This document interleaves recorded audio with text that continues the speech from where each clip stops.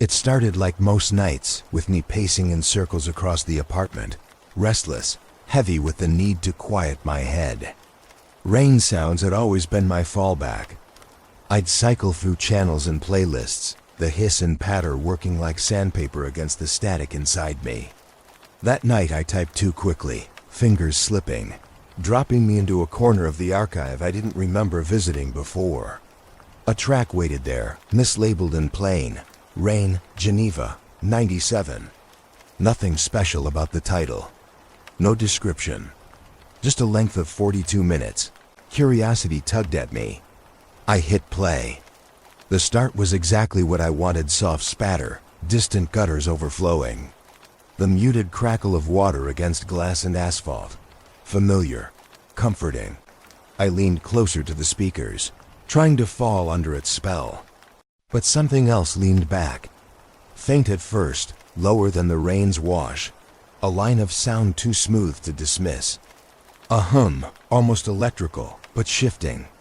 It carried rhythm buried under the noise, a hidden floor of repetition that didn't belong to water. I replayed the opening, maxing the volume, searching for confirmation. Each pass made the hum grow clearer, like finding footprints where you swore there was only mud. It wasn't random. Shapes formed, beats dividing, pulses nearly syllabic. My throat dried as I strained harder. Then I caught it. A rise and fall that fell into place as if someone whispered beneath the storm. The words bent, twisted, never fully arriving. But the cadence resembled speech. Somehow familiar. My skin prickled. I fumbled for my notepad, scribbling frequencies, trying to anchor myself in numbers. But the more I wrote, the less stable it felt. The voice lingered, a smear behind the rain.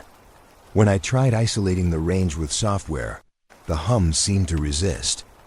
The algorithm pushed it back into place, blending again as if hiding from the probe. I laughed nervously, convincing myself it was compression. Old recordings often warp like that, remnants of tape hiss or early digital. Nothing unusual, nothing spectral. I repeated it like prayer. Still, I couldn't ignore what I heard on the next loop. The resonance shaped itself into intonation that mirrored someone I had known. Not exact, but enough to crack something in me. It was absurd, I told myself. Impossible. Yet my heartbeat filled my ears, drowning out parts of the rain. I pressed my palms against the desk, cold wood grounding me. The screen glare painted every surface with a faint, sickly blue. Every shadow seemed to lean closer, listening alongside me. I played it again. Again. Each time, my body tensed for the moment the hum arrived under the rainfall. It came right on cue, obedient, steady. A pulse that thickened, rippling like someone adjusting their breathing. Somewhere in the half-formed sounds, I thought I heard fragments of laughter. Not loud, not sharp. Just the faint gleam of it, curling in with the water. My jaw locked tight. I whispered into the room that it had to be my imagination. Yet the silence of my words felt answered, as though the very track leaned back with intent. I checked the file info. Date stamped 1997. Location tagged Geneva. Album field blank. All else empty. The more I stared, the less sense it made. Who recorded Rain on a random night in Switzerland and left it buried for decades, only for me to stumble across it here? My rational brain insisted countless hobbyists tape storms. But the frequency curve burned in my mind. That neat curvature, repeating like a signature. Like it wanted to be recognized. My hands trembled as I started a fresh recording on my own rig. I needed proof of what I thought I heard. Receivers clicked, red lights flared, meters jumped. I felt ridiculous, capturing this simple rain track.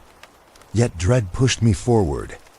My voice shook as I narrated the moment, noting channel settings, reminding myself why I was awake at this hour with my heart thundering in my chest. I traced the noise floor with my finger on the monitor, voice cracking when I mentioned that the hum still held. The rain stretched long. Time became unclear. What I knew was that each pass layered onto itself. I no longer heard a storm in Geneva. I heard rooms I had forgotten, moments slipping between my fingers. The cadence echoed people I had lost, faces unreachable, names half-spoken. The hum softened into syllables I wanted to believe in. I leaned toward the speaker, foolishly expecting them to form into what I craved. They never did. They carved absence instead, an empty notch in sound that begged for recognition. Alone in my small room, I repeated that word artifacts again and again. The more I said it, the less I trusted it. My throat was dry, but the whisper filled the air nonetheless, carving doubt deeper. If it was only artifact, why did I recognize the shape of grief in the signal? Why did the rain sound like memory replayed? Too brittle, too fragile to withstand another listen. I marked the recording as an entry, writing down date, time, equipment, and the fact that something lodged beneath the rain had unsettled me. My pen stuttered. I forced myself to breathe and scrawl one more line. Tonight may be the night everything shifted. My chest tightened, but I pressed stop. The final second of playback echoed in my ear, the hum curling into something almost like a name. I told myself the logical thing was to start over with a bass line. A clean track. Something reliable that I could hold up against the Geneva rain. I dug through my old external drive, found a standard Storm library recorded in Wales about a decade back, digitized at high fidelity, no compression. I lined them up side by side on the waveform display. First glance showed exactly what I expected. Random scatter, uneven peaks, the softness of water scatter. Then my eye kept sliding back to the Geneva file. There it was again. Peaks leaning against each other, stacked in ways rainfall should never shape itself. At 6 kilohertz, at 8, faint but repeating, like a breath caught on loop. I zoomed in. Where normal rainfall spiked like teeth, this one pulsed evenly, as though someone held a rhythm beneath every drop. My fingers tapped unconsciously on the desk, matching it. My stomach sank as I realized I was keeping time with something hiding in the noise. I pulled off the headphones, sat back, tried to clear my ears. The room itself felt smaller, like the walls had pulled in closer the longer I stared at the graphs. I fixed myself coffee, bitter and heavy, grounding. When I put the headset back on, there was no escaping it. The rain wasn't random anymore. It carried an underside, a signal fighting through weather. Curiosity carried me into the late morning. I typed a hesitant message to an old forum contact, someone who had once specialized in decoding shortwave oddities. I rarely wrote to him, but this demanded an outside ear. I packaged 5 seconds of the file and asked blandly if it resembled anything known. His reply was startlingly quick. "Numbers station," it read. Nothing else. My fingers tightened on the phone, pulse rushing hot. He added after a pause, "Architecture looks like call up. Not weather." Then silence. No follow-up. No explanation. The word echoed through me. Numbers. Those strange relics of the Cold War, coded messages read aloud in stilted tones to agents who were never identified. I'd heard samples before. Wrong by design. Yet this felt different. Not a voice, not yet.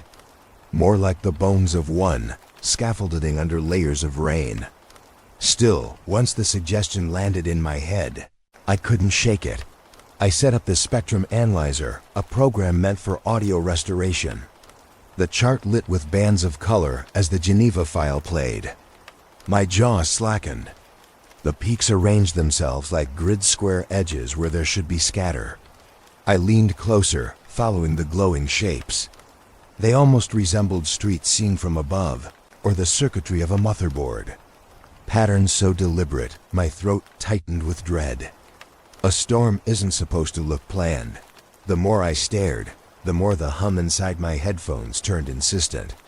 Its rhythm built like a weak engine trying to cycle higher, a sputter resolving into push, pause, push. Beneath the rainfall hiss, it fought to emerge. I realized my hand was tight around the mouse, knuckles pale, as though gripping it could stabilize everything. I closed my eyes just to listen. That was worse. Every few seconds, the resonance shifted again, dragging faint shapes into my skull. I could almost see them, letters half-formed, corridors bending from echo. I opened my eyes quickly, unsettled. I was alone in the room, but not in the sound. To test myself, I toggled between the Welsh file and the Geneva one. Each switch was night and day. The clean file carried only scatter, gentle and dull. The Geneva rain pulled me forward into something more alive. With each comparison, my trust in coincidence eroded. I put my voice into the recorder. Second night. Distinction holds. Something beneath this.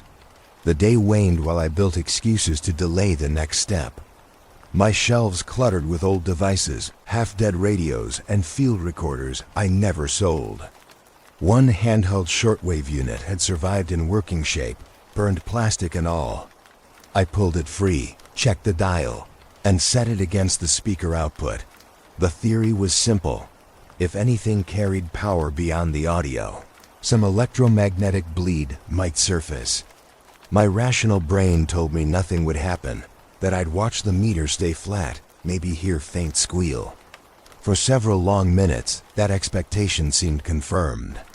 The radio hummed dead air, a whisper of static blending with the file.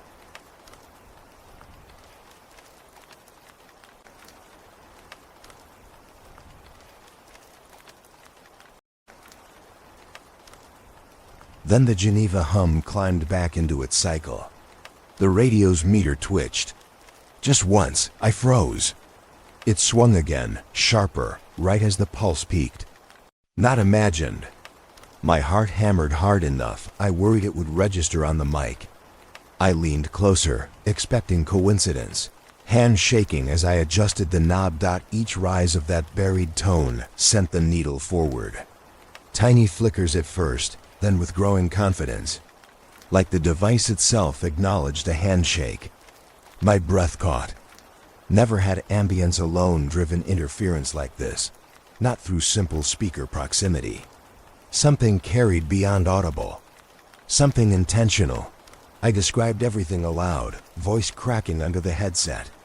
Readings, approximate levels, pacing of the spikes. At one point one laughed nervously, muttering that maybe Geneva storms were wired differently. The laugh fell flat in the empty room. No comfort came back. Only the steady rhythm kept pressing in. The pressure in my skull grew unbearable, as if the hum sought to climb inside me, along with the interference. I pictured it tearing through copper wires, threading across my walls, creeping into the air vents. The certainty was absurd, but the fear wasn't. I pulled the radio back, shoved it away. But the thought lingered. What signal wants so badly to be noticed it pushes through rainfall, through decades, through my speakers into this very place? I set the recorder down with shaking hands. My entry finished with a whisper I almost didn't recognize as my own. The meter spikes exactly when the hum rises. I didn't sleep much after the radio test. The thought of the meter jumping exactly in time with that buried pulse gnawed at me. The idea that my room had briefly been a point of reception in some vast, untraceable network felt too large to hold. That morning, with eyes raw and hands still trembling from fatigue, I opened my laptop and hovered over the request portal on the government site. It was absurd, I kept saying. Who sends formal inquiries over RAIN audio files mislabeled in the depths of the internet? No one sane. Yet the longer I sat there, the stronger the pull to anchor this phantom in something official. A request meant documentation. It meant acknowledging that my unease might be more than personal paranoia. So I typed it out. Geneva Atmospheric Logs, 1997, months bracketing the file date. My justification was laughably thin research into cultural artifacts, sound studies, historical recording comparisons. I hit send before I could talk myself out of it, and winced immediately, as though the act itself had exposed me to whoever might be reading. I half expected a rejection within hours. When days passed silently, I convinced myself the query would never return. Weeks blurred together. My nights stayed drenched in the hum, my days in coffee and note-taking. The Geneva track became ritual. I'd cue it up just to reassure myself it was still there, still playing the same unnatural rhythm. I couldn't tell if its consistency was a comfort or curse. Each listen hollowed me further, yet I couldn't quit. By the third week, I had almost forgotten about the request entirely. The envelope arrived plain. No return address, just my name typed neatly across the front. The paper felt too thin, as if it had been handled too much before reaching me. My stomach tightened before I even slid it open. Inside lay black and white pages, stamped and restamped, redacted to near meaninglessness. Entire sections blanked out with thick ink. My first reaction was disappointment bordering on panic, a waste of weeks. Cold proof that bureaucracy swallows questions whole. But then a single line materialized among the censor's blocks, as though left by mistake. Anomalous frequency events, civilian report, dismissed. The date matched the week of my rain file.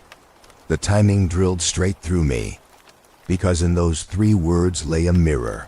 Someone else had noticed. Someone, 30 years earlier, had heard or seen enough to file a report of their own. I sat motionless with the pages spread across the desk. The room seemed hushed, the traffic outside muffled by invisible curtains. The reality of it pressed in. It wasn't just me. My obsession wasn't birthed entirely from grief or lack of sleep. At least one other person, decades earlier, found the same irregular frequency climbing through ordinary rain. And they'd been dismissed. My pulse throbbed hot with a mixture of relief and dread. I whispered the phrase out loud. Anomalous frequency events. Hearing myself form the words, slow and fractured, made my throat dry. I thought my voice would steady. It didn't. It cracked so sharply I winced. My reaction unsettled me more than the documents. To repeat the line aloud gave it flesh. My room suddenly felt less like a shielded box and more like stage lighting had clicked on. For whom, for what, I couldn't say. I stood up and paced the apartment, clutching the papers like a child protecting drawings no one should see. My breath echoed in shallow bursts. Each step across the floorboards seemed amplified, as if the quiet itself had grown charged by that single surviving line of text. I sat again, fingertips leaving sweat marks on the ink. Redactions swam before me, thick black rivers, deliberate voids in the record. Yet those missing words carried more weight than anything spelled out. They meant there had been content. They meant someone cared enough to erase it. I slid the document under a desk lamp, tilting it, desperate to catch any ghost impressions. My exhausted eyes played tricks. Phantom letters rose up and vanished. I reread the date. Early spring, 1997. The file's own timestamp read the 3rd week of March, within hours of each other, perhaps. A storm in Geneva, a recording carved from it. And somewhere in that city, a civilian unnerved enough to pick up the phone or write an urgent letter. The overlap made my stomach turn cold. My mind conjured the unknown figure, standing at a window, just like me, straining at the strange presence under rainfall. I felt joined to them by a thread stretched across decades. That thought unsettled me. To realize I wasn't the first meant this wasn't personal delusion. It was continuity. Signals persisting through time, waiting for ears willing or cursed enough to notice. Whatever compelled them to report might be the same force prying me toward obsession. A lineage of listeners. Failures of dismissal. I'm not prone to dramatics, yet with the papers spread before me, I imagined a file desk somewhere stacked with ignored anomalies. Rain samples stamped closed, forever unacknowledged beyond their line codes. I whispered into the recorder, "This is no longer coincidence." The moment the word escaped, I flinched. Coincidence had been my last protection. Without it, only intent remained. Night fell before I realized how long I had been staring at the envelope. Rain had begun outside, faint against the glass. I closed my eyes, aching with dread, terrified I would hear that hum threaded in with the living storm. Every drop sounded suspect. I covered my ears, yet my pulse still jittered with phantom rhythm. My memory replayed the clipped phrase from the documents over and over. Civilian report. Dismissed. I sat back at the desk, shaking, and forced myself to acknowledge the obvious. I wasn't the only one listening. Someone lost to history had been here before, tracing the same impossible cadence. They had spoken up. They had been denied. And yet their signal remained, buried in Geneva rain, crawling across decades to find me. I recorded my final note of the night. The words barely fought their way past my tightening chest. The thought that someone else noticed 30 years ago rattles me. To hear their ghost echo through my headphones. It kills coincidence. All that's left now feels inevitable. My own voice cracked as I tried to steady it. And in the break, the silence pressed closer. As if waiting for me to play the rain again. I had to share it with someone. If only to learn I wasn't slipping further down my own obsession. Weeks of staring at meters and spectrograms had hollowed me out. I needed another ear, one with more discipline than mine. So I reached out to the only person I trusted for work like this. He wasn't a friend. Exactly more like a steady hand I called every few years when a recording turned too tangled for my amateur tools. He ran restoration jobs for museums and courthouses, places where the fine layer beneath hiss could mean truth or lie. I sent him only a clipped portion. 10 seconds. The rain, the hum folding under it, trimmed clean. I wrote sparse context. Atmospheric recording, Switzerland, archival. Uncertain interference. Then I sat in silence, heart racing, waiting. Hours passed without reply. By evening, my phone buzzed. He called, not messaged. His voice over the line was careful, clipped. Not dismissive, but tighter than usual. It's a mess, he said. But not the kind I know. Every trick I tried still leaves that floor. Nothing removes it. It doesn't behave like hiss. It's built. He paused, letting the words settle. I caught myself gripping the receiver too tightly, skin cold. What do you mean built? I asked. I mean it behaves like a track of its own, a whole bed laid under the rain. Structured, not natural scatter. You don't see that outside compositing or deliberate embedding. He coughed lightly, then added, if I didn't know better. I'd say there's an entirely different program running underneath your sample. The phrasing jolted me. A program. Like we weren't listening to weather at all, but two stacked layers, one masking another. I asked if it could be coincidence, equipment flaw, ground hum, tape bias. He chuckled without humor. Coincidence doesn't stay this consistent. Across every millisecond? No. This is fixed, like it wants to be found if you're looking hard enough. I stumbled for words, tried to line up a dozen questions at once, but his tone cut me short. He wasn't there to guide me down the path, only to mark its existence. If you insist on digging, try inversion. Layer left against right, flip the phase, see what bleeds out. Sometimes ghosts reveal themselves that way. Just don't call me after. Something in how he ended the call left a colder space than if he had simply said goodbye. It was dismissal and warning in one breath. I sat there long after the line went dead, notebook open, pen trembling between stiff fingers. The phrase kept circling, an entire program running underneath. By midnight, I couldn't resist.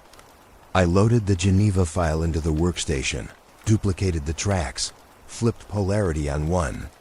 Phase inversion was simple enough to execute, but felt like crossing a line I couldn't uncross. The waveforms stacked, canceling and reinforcing. My monitor went pale with new shapes. At first it was the usual.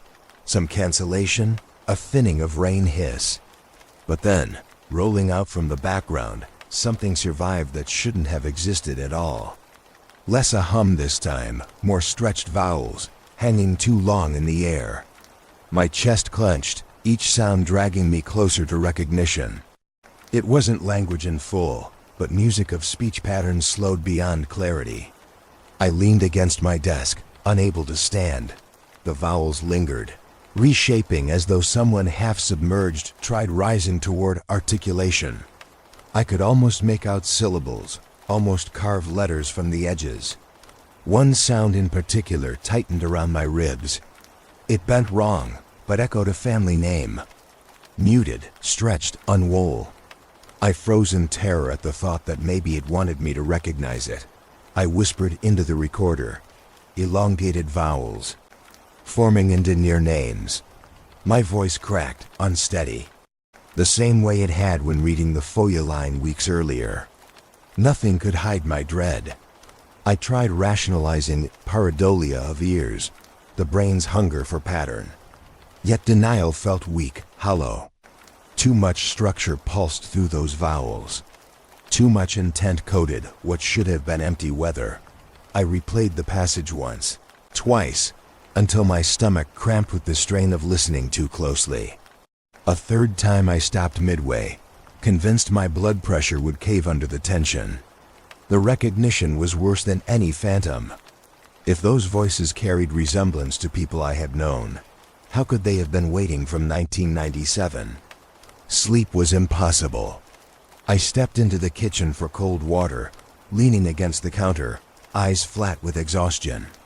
Part of me wanted to delete every file, burn hard drives, purge the track. Yet even in that moment, the idea of erasure wasn't relief, it was betrayal. To what I didn't dare define. But some current flowed beyond me, demanding continuation. Before dawn, a single message appeared from the engineer. Just one line. Do not send me any more of that. I won't open it. That was it. No signature, no explanation, no room for negotiation. He had pulled himself from the perimeter with finality. His silence sealed my isolation. I walked back to the desk, every step like entering another chamber of pressure. The waveform still glowed. The vowels still floated beneath the rain, tender and cruel. I pressed record again, voice ragged, whispering the line that anchored me now. Familiar, almost names. My chest can't take what I recognize. And he refuses to go further.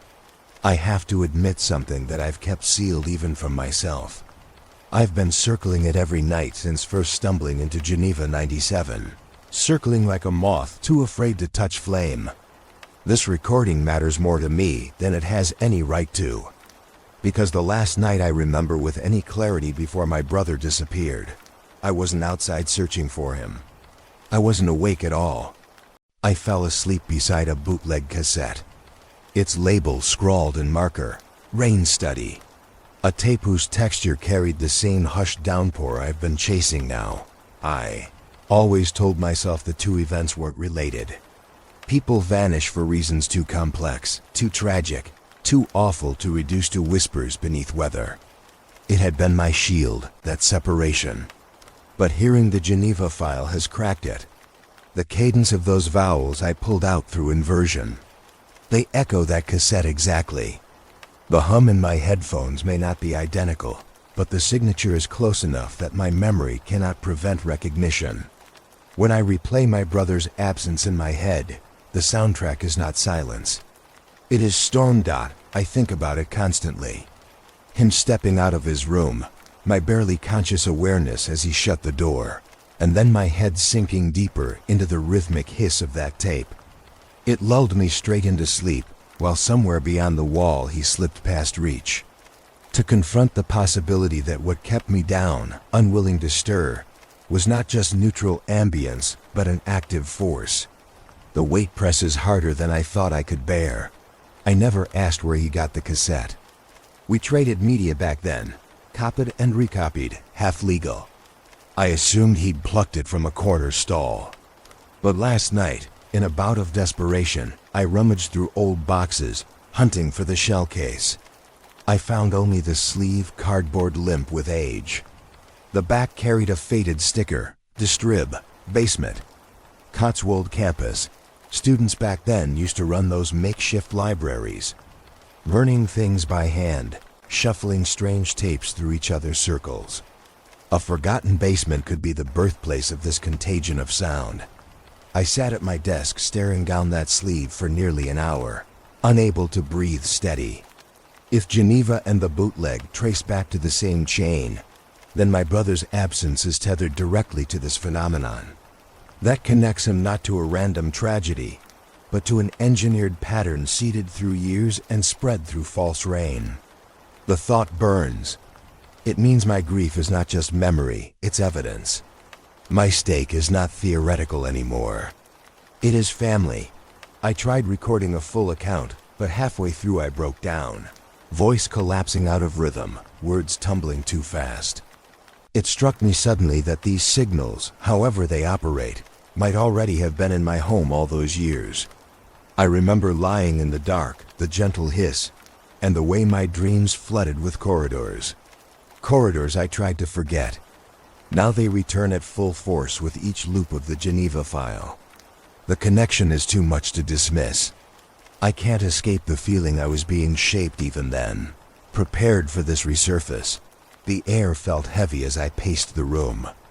I pressed the cassette sleeve flat against the desk, photographed it for my log, though I don't know why. Who would ever believe such mundane ephemera carried weight? To most, it would be nothing but trash, an unloved artifact from the 90s. But I held it like proof, as though at any second a jury might demand evidence of my obsession. I opened maps, typed in the campus name. It still exists, abandoned after expansions pulled students elsewhere. A husk of buildings, half condemned, lingering on the edge of town. Satellite images showed stairwells bricked, windows dark, but the basement footprint still marked on floor plans long digitized. The very thought of descending into that air, stale with mold and dust, sent shivers rolling up my back. Yet a lure pulled equally strong. Because maybe waiting there boxed, forgotten were more tapes. Maybe answers. The idea sickened me, even as adrenaline sharpened my thinking. I sketched a plan in my notebook, listing what I might need. Flashlight, gloves, a recorder, always. My pulse trembled through the words. At intervals I told myself it was absurd, that basements rot with time, that whatever artifact existed might be gone to dust. But then I imagined unlabeled shells stacked in a corner, whispering their storms through warped spools. My breath shallowed at the idea of confirmation. What if the same stamp, Geneva 97, waits on a faded spine somewhere down there? What if my brother's cassette came from that cache? Those hypothetical questions tangled with a fear I could neither swallow nor release. If it's true, if the chain began there, then someone planted these storms deliberately, threading memory into sound like bait left to rot until caught. The temptation nearly made me pick up my keys, drive right then, unprepared. But my body felt paralyzed, sitting motionless on the chair edge, listening to the faint ring in my ears conjured by memory. More than once I mistook the refrigerator hum for the Geneva pulse. Every appliance, every hiss of water, dragged me back to suspicion. There was no escaping it. By evening, I had almost convinced myself not to risk it, that some stones were better left unturned, that entering an abandoned building chasing vapor would tip me over the edge. Yet as I packed up the documents and tried lying down on the bed, the rain outside began, soft against the window. And in that endless repetition, I heard once more the vowels hidden, the syllables stretched. A name almost carried by water. My brother's face flickered like an afterimage in the hiss. I sat up, heart pounding, decision carved before sleep could blunt it. I will retrace the cassette's chain. I will step into the basement where these shadows may still hum. My chest tightens even writing it. Every sensible instinct tells me to stop. But this isn't research anymore. This isn't pastime. This is blood and memory, folded into walls of sound. Soon I'll walk down those cracked steps, and if I'm wrong, I'll carry shame back. If I'm right, I don't know what I'll carry out. The lock on the basement door had been broken long before I arrived. The metal hung bent, the frame rotted, damp rising from the foundation into every rivet of the old campus structure. I pulled the door just wide enough to step in, breath catching as air thick with mildew rushed up to meet me. My flashlight beam shook across concrete steps slick with condensation. Each downward step echoed hollow, reverberating in layers that felt off, as if something else moved a beat behind me. The smell deepened as I descended. Mold, rust, paper long wet and dried again into pulp. My shoes scraped along grit until the stairwell yawned open into a low room. The ceiling pipes dripped with rust-brown streaks, and laid across the floor were dozens of boxes, slumped, collapsing, bloated with time. When I touched one, the cardboard crumbled gently under my fingertips, disintegrating like a scab that had waited decades to flake. Tucked inside, still stacked neat despite the ruin, were cassette tapes, hundreds, maybe more. I crouched low, pulling a handful into the flashlight circle. Each spine bore handwritten notes in marker, now bled pale with age. Mostly dates. Some tagged with places, others with crude descriptors. January 12th, storm. April 8th, thunder. A few bore terse notes like gall, docks, warehouse. But the motif repeated. Storms. Nights of rainfall logged with eerie dedication. My heart sank lower with every spine I dragged my fingers across. One tape in particular held firmer ink. London, 95. I pulled it free. The plastic clicked lightly in my palm, and I felt both thrilled and repelled as though I were stealing something that had waited specifically for me. Around me, hundreds of others remained like soldiers in long formation, each one holding weather in its spool. For a moment, I listened for actual rain, but the basement was silent. Save for cold drops pattering from the ceiling pipes. A rational piece of me whispered that all these tapes represented an experiment. Long forgotten, maybe archival student work gone awry. Field studies of storms, collected without insight that time would weigh them strange. But my gut insisted otherwise. The sheer volume, the obsessive uniformity, the fact that many still retained their sharp labels, despite the damp, it was a system. A compulsion that looked less academic and more ritual. I lifted 3 more from scattered boxes before forcing myself to stop back in my apartment. I debated all night whether to risk playback. I told myself repeatedly that mold might choke the machine, that nothing deserved preservation after soaking in such filth. Still, temptation outweighed fear.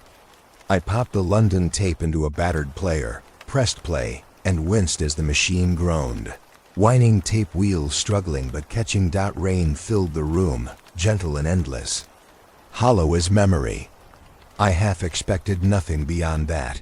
Just another archive of someone shielding a mic under a coat as they captured drizzle on cheap ferret tape. But soon I heard the undercurrent. Thinner than Geneva, lighter almost, but present undeniably. The same steady hum rose faint beneath the rainfall, pushing through fragile gears of the player as though determined to live again. My throat tightened. I dialed the monitor to analyzer mode. The screen lit with wave clusters, shifted compared to Geneva's, more compact, tighter. The peaks huddled closer together, some threading into loops that repeated in stacked bands along the axis. I leaned close, heart hammering, tracing what looked disturbingly like loops of text impossible word. Like structures blinking back through sound. It was unmistakable. The spread wasn't random scatter. Far from it. The more I froze frames, the more it resembled lines of something written, cadence pressed into frequency. My gut felt torn wide open. These weren't accidents. These tapes, all of them, had been captures on purpose. They hadn't been background sound for study, they were direct. Deliberate attempts to hold whatever lived in the rainfall. The London hum whispered longer than the Geneva one. curling vowels stretched to breaking as though teasing speech. Harsher distortions accompanied them, patterns I recognized in my jaw before my ears' clenched teeth vibrating against the resonance. Every so often, buried deep, I heard a half-syllable that nearly glowed with recognition. I cut playback early. My chair groaned as I leaned back, covered my face with my hands, and tried to breathe.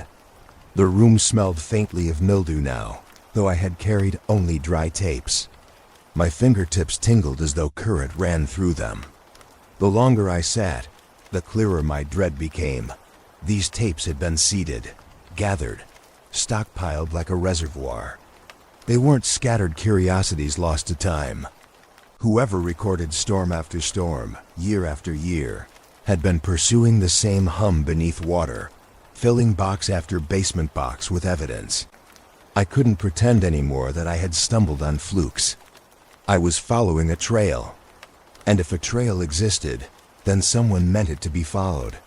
I set the London tape back in its case, snapping the plastic shut louder than intended. The sound startled me like a gunshot, echoing in my hollow apartment. I wrote frantically in my notebook, hand failing to keep pace with thought. My sore throat rasped as I whispered into the recorder. These weren't accidental. These were deliberate. Someone wanted these storms to be held, to be found later. Maybe by me. My own voice wavered at the last line, quieter than I could bear. In the silence that followed, I could still hear rainfall in memory, loops that carried across decades only to surface here now. I switched everything off and sat alone in darkness, clenching fists around the thought that somewhere behind mold, someone's deliberate plan waited for discovery. What unsettled me most was not that the recordings existed. It was the sense that they had been waiting, patient, for ears eager enough to listen. I spent a whole morning buried in brittle stacks of local news archives. Dust clung to my sleeves. My eyes blurred from hours of scanning front pages no one had read in decades.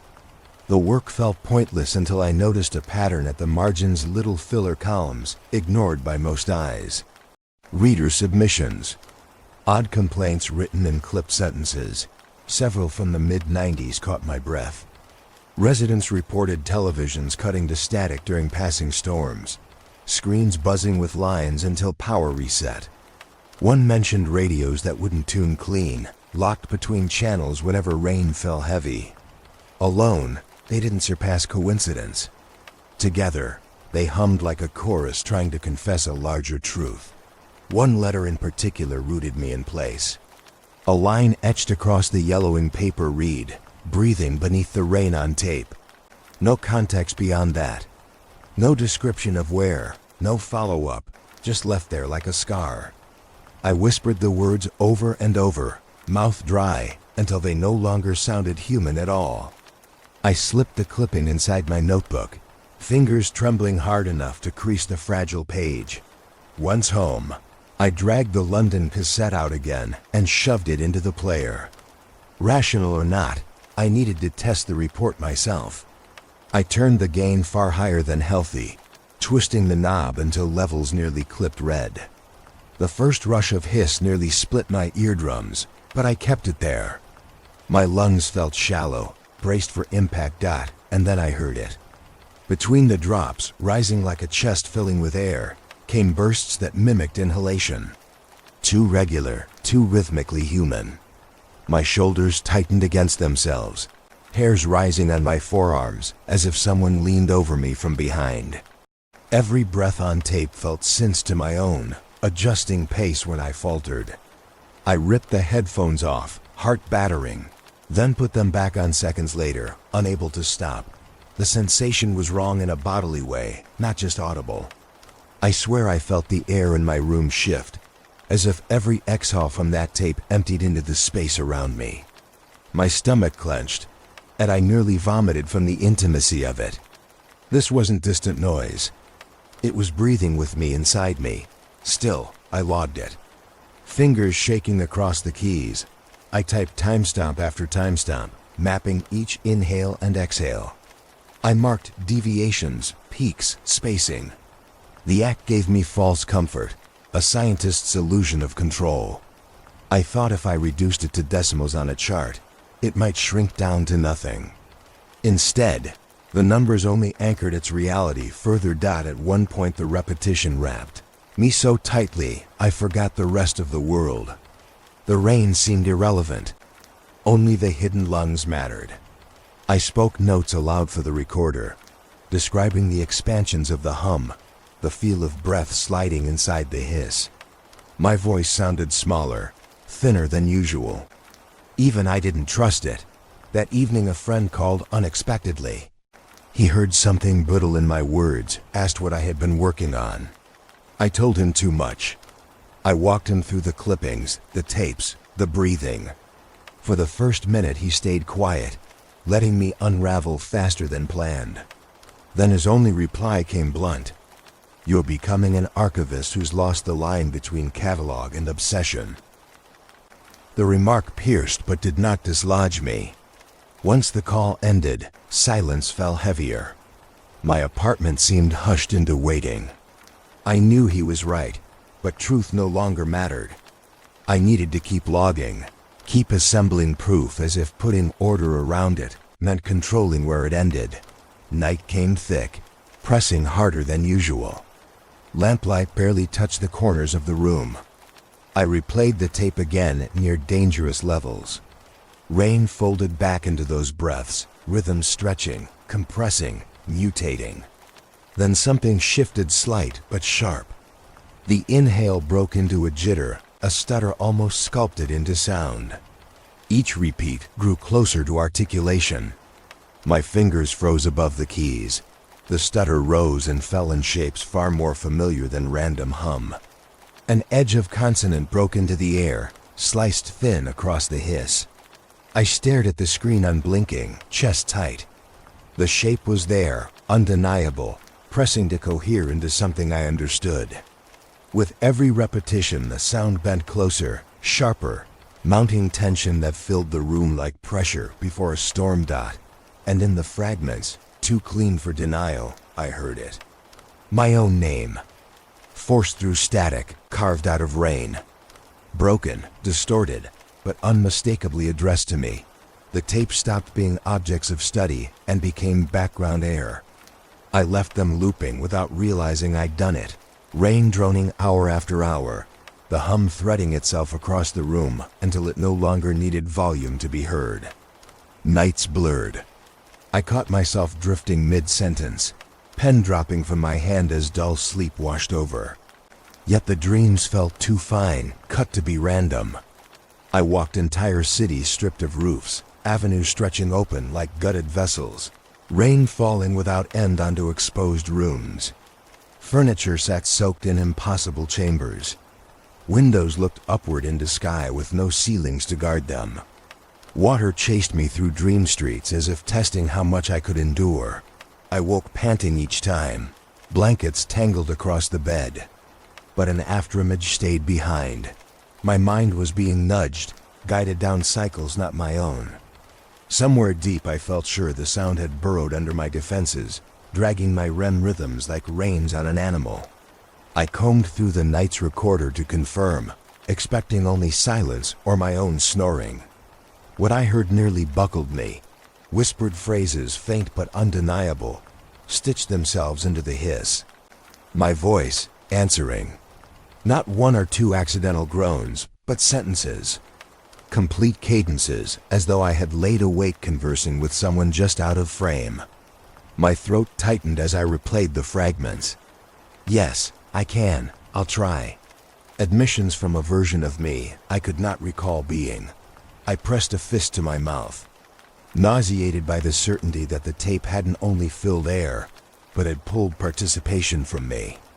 In daylight I was investigator, shaping notes, dissecting anomalies.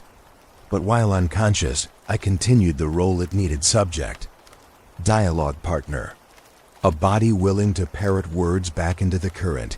That day fatigue sank through my bones like cement. I moved slow, coffee useless, eyes burning as though I had rubbed grit across their surface. My charts fell behind, timelines blurred. Yet when I should have cracked from exhaustion, I felt a sharp eagerness, rising anticipation for the coming night. Each errand I abandoned halfway. Each distraction seemed hollow compared to the idea of setting another tape running, lying back, waiting for the plunge of dream corridors. I told myself the only reason was to log more data. The voices framed it as responsibility. But deep down I knew the truth. I was waiting for a return, a reply to the fragments muttered in sleep. Because if I had indeed spoken to something during those hours, then tonight it might speak back clearer. Evening dropped like a stone. I sat on the bed with the cassette machine at its side, lights low. I spoke into the recorder, voice shaking less now than before. Testing continuation. Night 8. I left the rain track crawl upward, volume gentle but firm, the hum wrapping around me like threads. My skin felt wired against the sheets. Dull warmth carried me across the line between listening and dreaming. The dreams were longer, steadier. I stood inside low corridors flowing with water, endless streams of droplets tracing silver down walls that pulsed as though alive. The ceilings pressed low, then vanished, exposing entire skylines open to unending storm. Human shapes walked ahead but never turned back. I called out, my voice muffled in the dream's downpour. One figure paused, obscured, then lifted an arm without turning. Not a wave, more like pointing to me or to something above. Rain drowned the details before I could ask. I snapped awake at dawn, sweat slathering my forehead. The machine clicked idle beside me. My fingers clawed for the recorder. Playing back the night's track sent cold across my chest. Once again, muttering filled the room. This time clearer, layered directly between rainfall breaks. I see it. Not yet, I remember. My voice, smooth but asleep. Conversing in syllables I could not imagine birthed from dream babble. I lurched from the desk, pacing circles, muttering that it was nothing but sleep talk, amplified by headphones. But the intonation denied me comfort. It didn't wander aimless. It answered questions I couldn't hear. Exchanges built line by line. Each pause left gaps where responses from the other side could easily fit. The rest of the day, I drifted like a puppet held upright, only by the string of eagerness to return. I couldn't concentrate long enough to eat. Even the memory of my brother, once raw wound, receded beneath the compulsion to hear the next rainfall clip. Whatever had caught me now wasn't content to be studied alone. It demanded continuance. The evening found me seated again, more willing than frightened. Not drawn like a captive, but leaning like a partisan already converted. A fact pressed corners on my brain that I could not smooth away. This was no longer investigation, but participation. Each running tape marked less of analysis and more of commitment.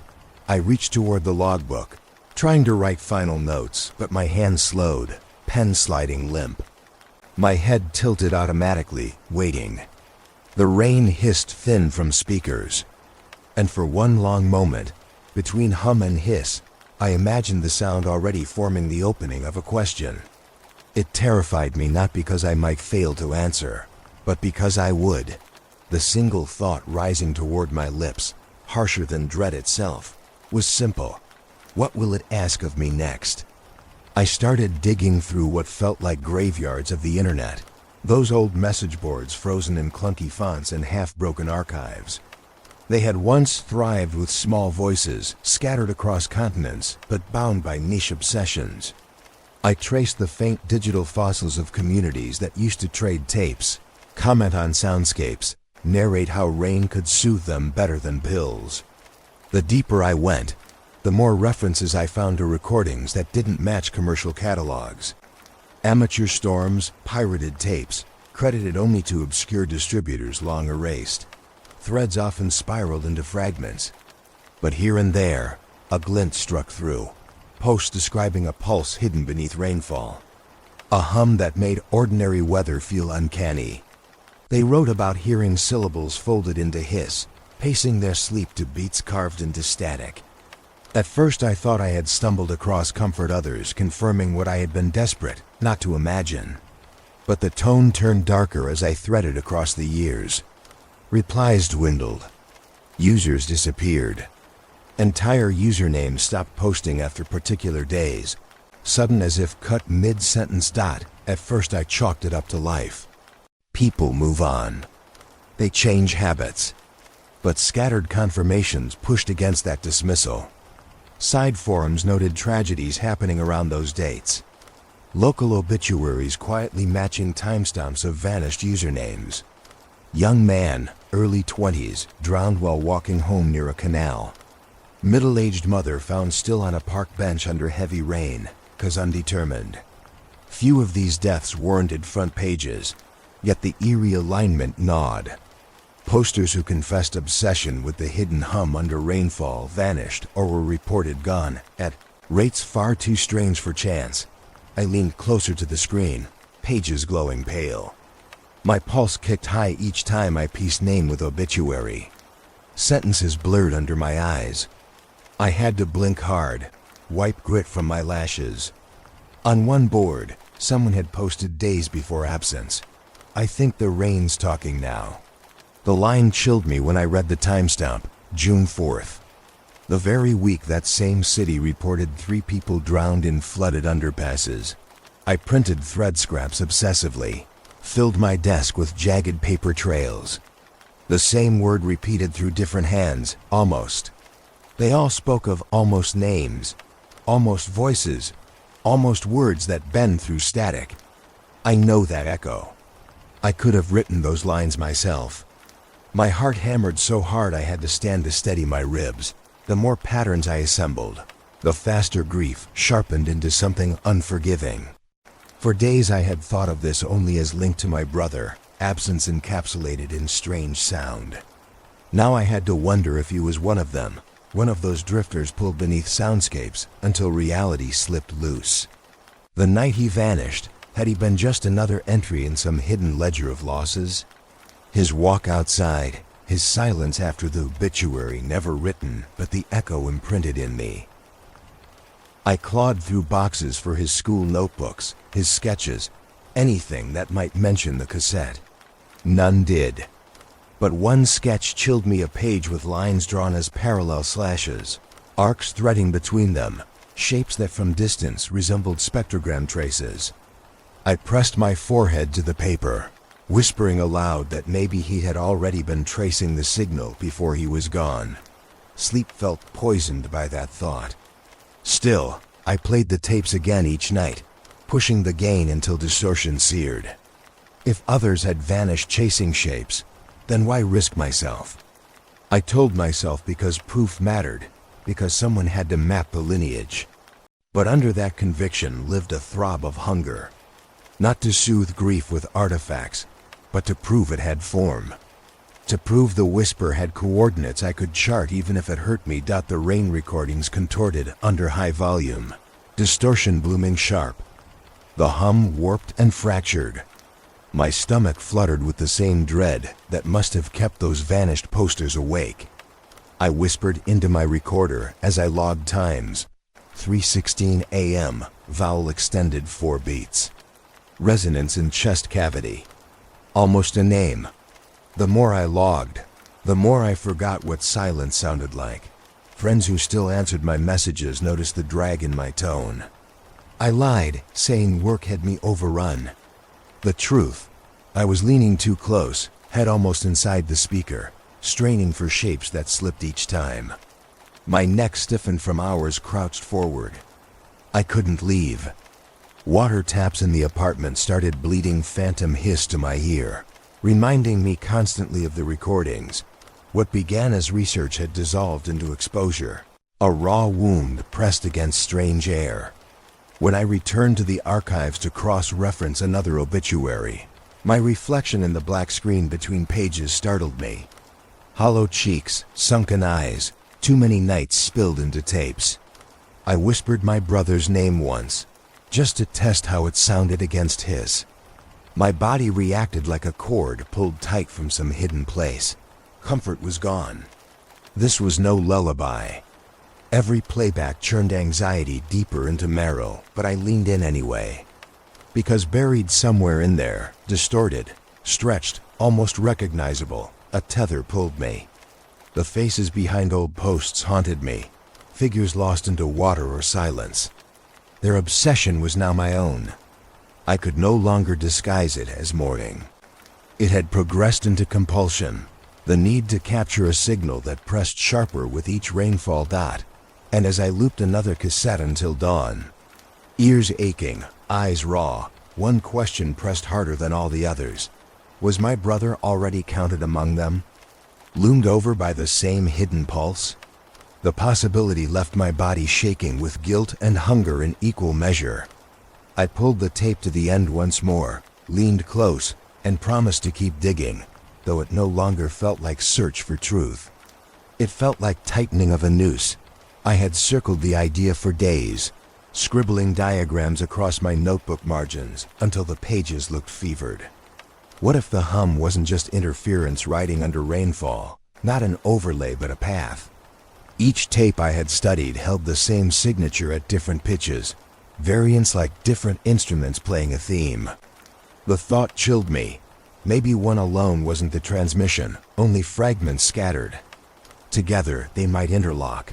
I stacked 3 waveforms across the screen: Geneva 97, London 95, and the anonymous storm tape marked only as March. The shapes pulsed erratic on their own. But when I dragged them into perfect alignment, something happened. Frequencies cinched. Valleys filled. The layers bloomed into a shape too unified to dismiss.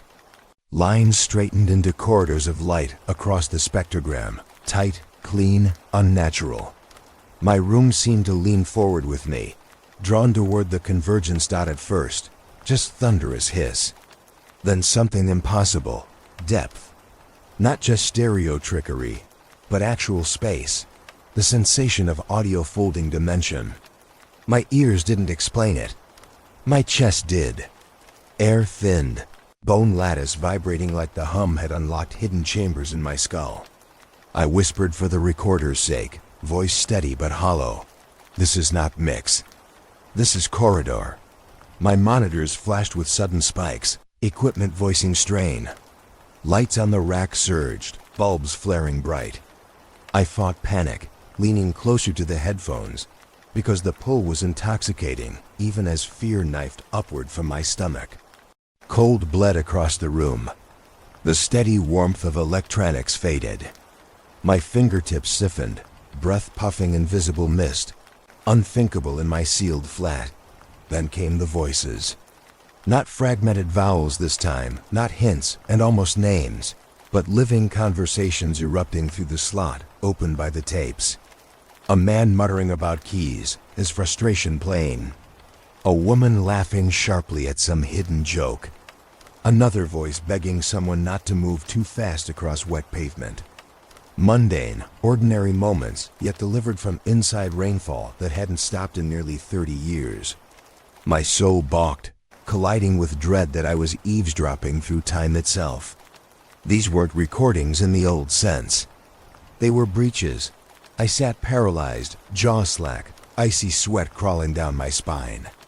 Each word had grain, detail, tone that no mixing artifact could sculpt. Each voice resonated like memory itself, extracted from places I had never walked but instantly pictured: train stations slick with water, apartments glowing faint with stove light.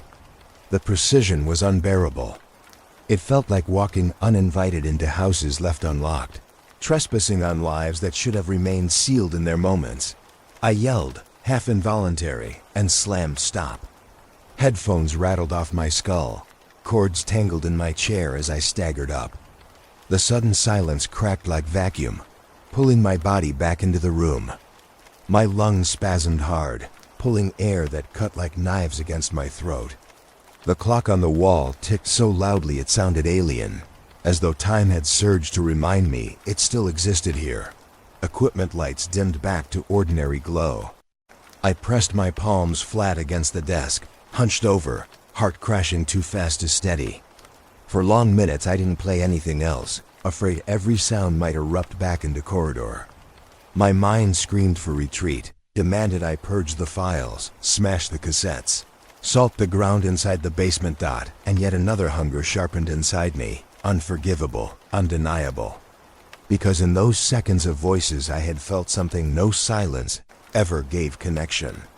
Proof that loss wasn't sealed, that memory might be bartered with, if doors could be held open long enough.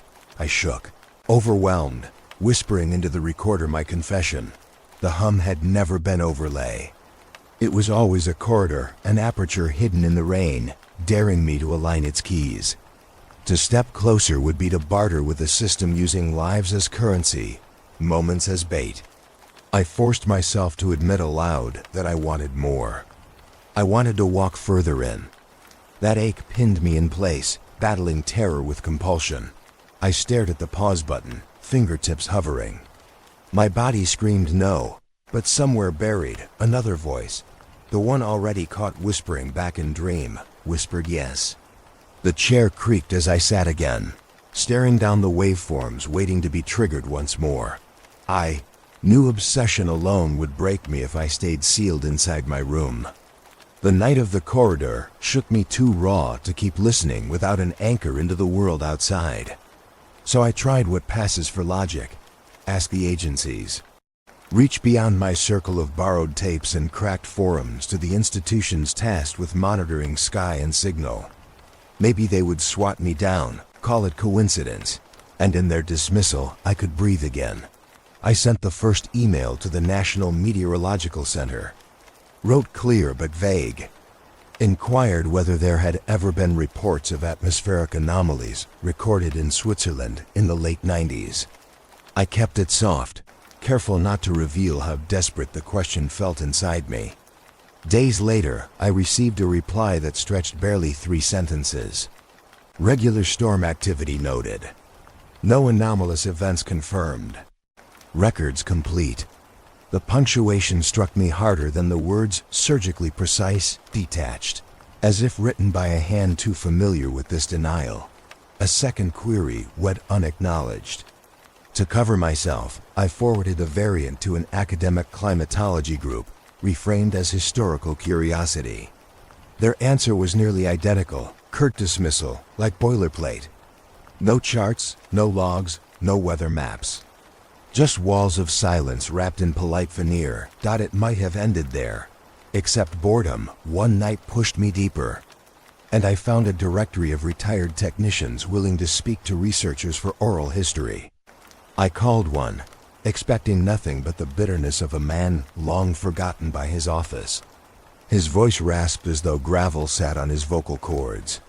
When I explained cautiously what I had been studying, his line went quiet for many seconds, so long I thought it had dropped. Then he sighed into the receiver. "You don't want to chase that," he said flat and final. His tone was drained, not angry. When I asked why, he only replied, "They told us to walk away." Wet band distortions, they called it. Nothing in the manuals. Equipment registered things it shouldn't. We logged, we flagged, and then they told us to strike it. The line fizzed static before I could catch more. He murmured something about warnings, about not staring too long at patterns that rewrote themselves. Then he excused himself with a mutter of fatigue and dropped the call before I could beg for detail. I sat still, hand set cold against my cheek. The phrase lodged in me, wet band distortions. Too physical a choice of words, too bodily, like describing muscle rather than air. They had known. They had cut their eyes away before it soaked them too deep. My stomach twisted hard at the realization that refusal was official doctrine. Not research, not ignorance. Directive silence. That week, the streets near my apartment changed. At first it was nothing worth a blink white vans parked too long under the same streetlight, silent except for an idle hum. 2 on one day. Another by midweek, black aerial raised faintly above its roof. The logos were inconsistent utilities that hadn't worked in my neighborhood for years. I told myself paranoia shaped this picture. Still, each time I climbed my stairwell, I felt the van's windows at my back. I tried to carry on, but everywhere I looked, silence echoed. Even my tape playback changed. One night, without my hands on the controls, the Geneva track began to sag in pitch. Not a gradual decay from machine age, but a deliberate falling. Measured, as though something on the other side was adjusting the reel for me. My stomach dropped hearing the vowels lengthen, the hums sink low, stretching my walls with resonance. Cold crept over my desk. I checked my monitor, certain the player's motor had faulted. Every test proclaimed the machine intact. But the sound refused to climb back. It dropped further each loop, like a voice lowering into register so that words might soon become distinct. My nails pressed crescents into my palms as I recorded a note into the auxiliary mic, whispering what my throat barely allowed. The track is bending its own spine now. Falling without my command, it is an artifact. It's adjustment. Coincidence had been my last rope out of this spiral. But parked vans and edited replies shredded the rope quicker than fear could hold it. I tried writing the expression, mere. Chance across a page, but the letters broke halfway, the pen slipping free like my wrist rejected the concept. I stared at the half-written word until my vision blurred. It struck me then not silence as ignorance, not silence as avoidance, silence as policy, silence as surrender. I leaned closer to my mic, voice hollowed thin by weeks of erosion, and said what clawed in my chest. If silence itself is the stance, then maybe silence hides capitulation. Maybe they know it can't be stopped. Maybe they only contain the spill until someone takes the bait. My recorder clicked, red light burning steady, as if it had always waited for me to admit this. And outside, rain began, heavy against the windows, drumming harder than conversation, demanding reply.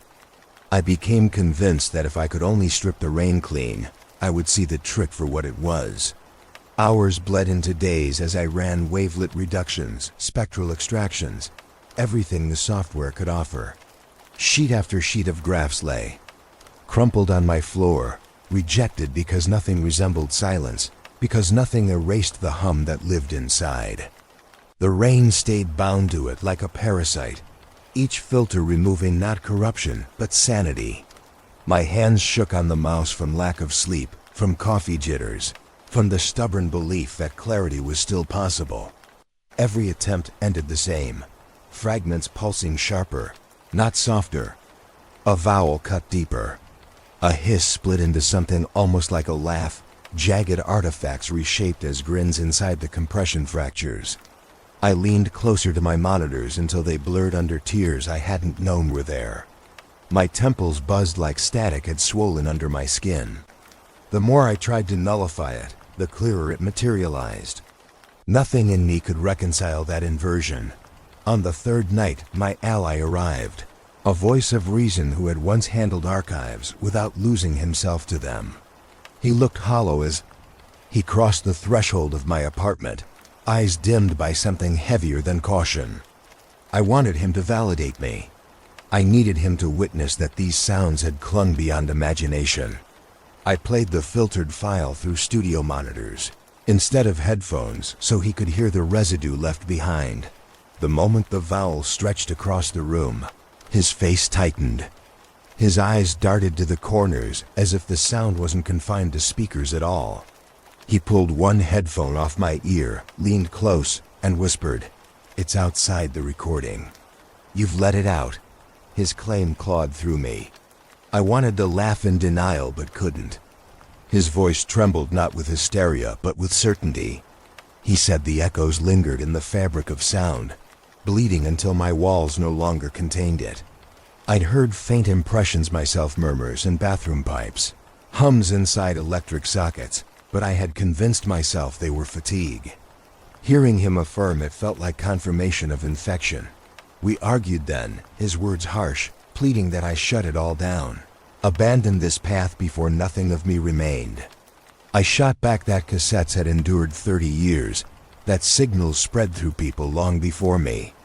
Destroying my files was vanity. Shutting it down now meant blindness when the storm thrived regardless. My voice fractured into bitterness I hardly recognized. He pressed his palm against the desk, swore he would leave if I didn't eject the tape immediately.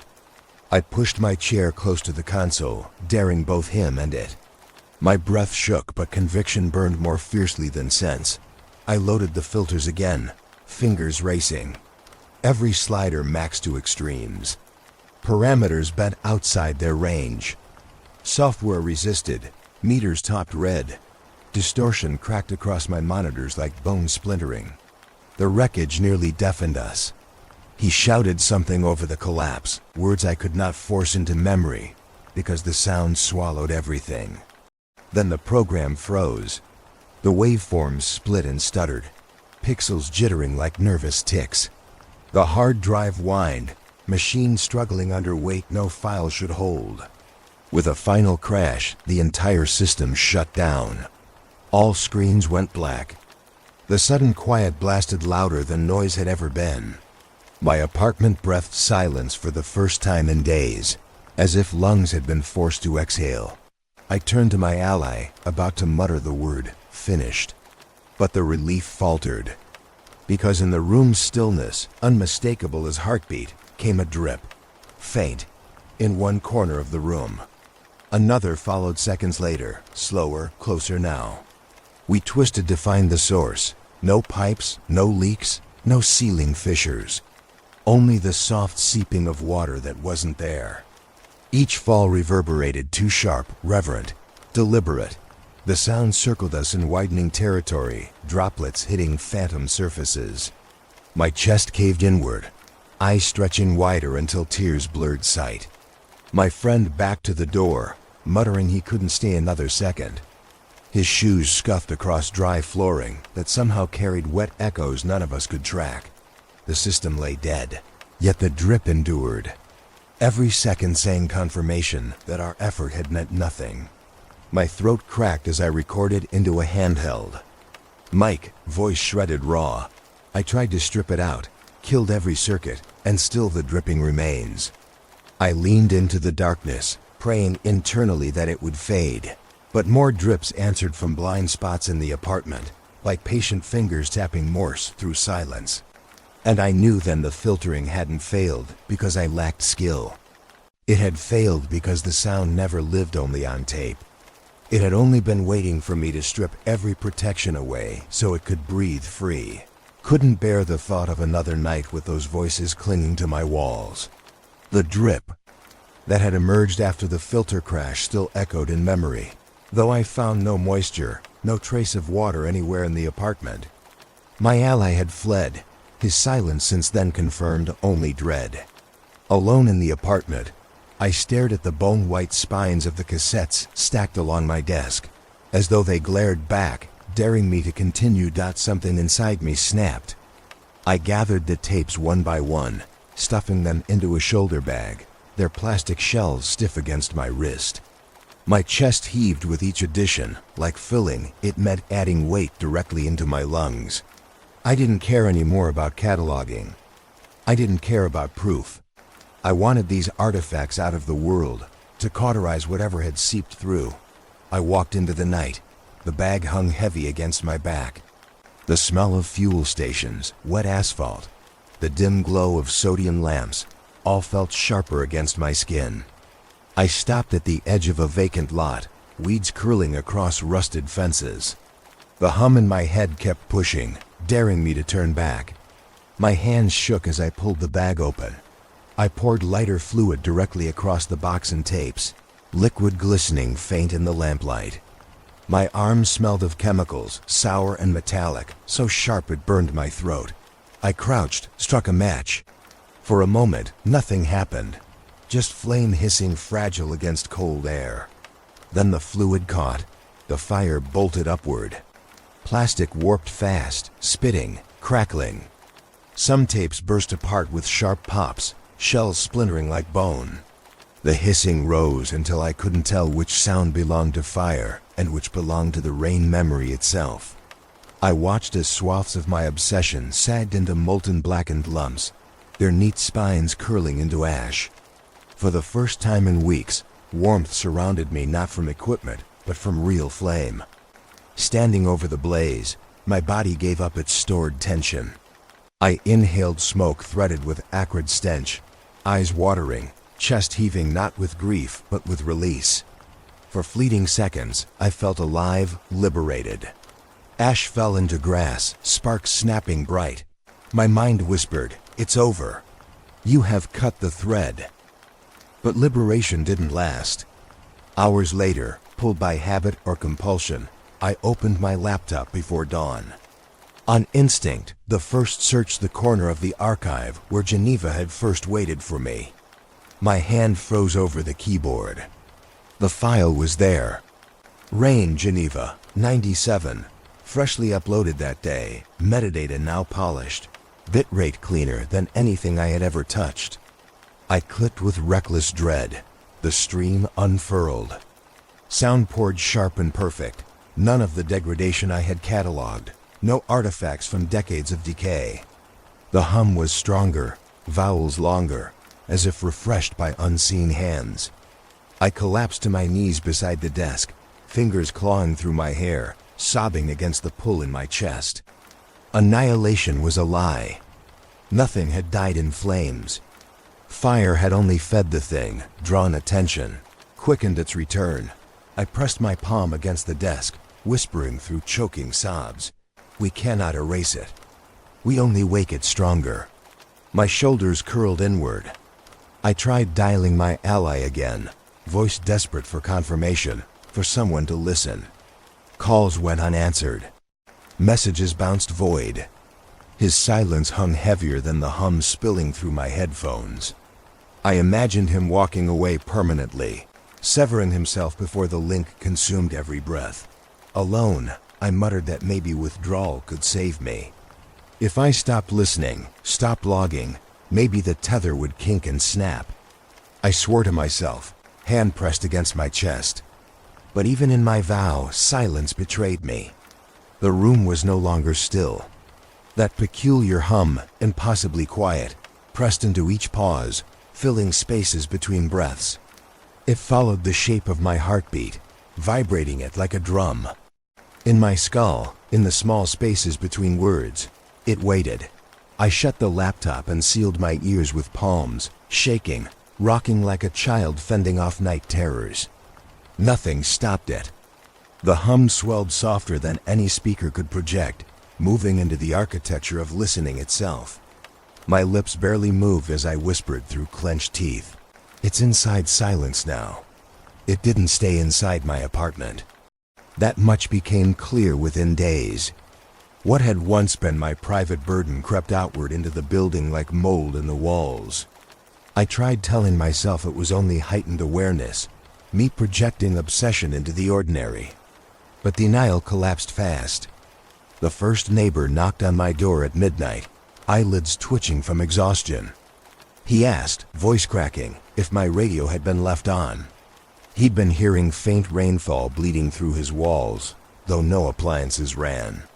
I apologized, but when he left, I pressed ear to plaster. He was right. Drops of static rain bled from nowhere, muffled yet certain. Like a shared hallucination straining through drywall. By morning, more evidence. Radios in nearby flats erupted without tuning. Bursts of rainfall folded into low channels.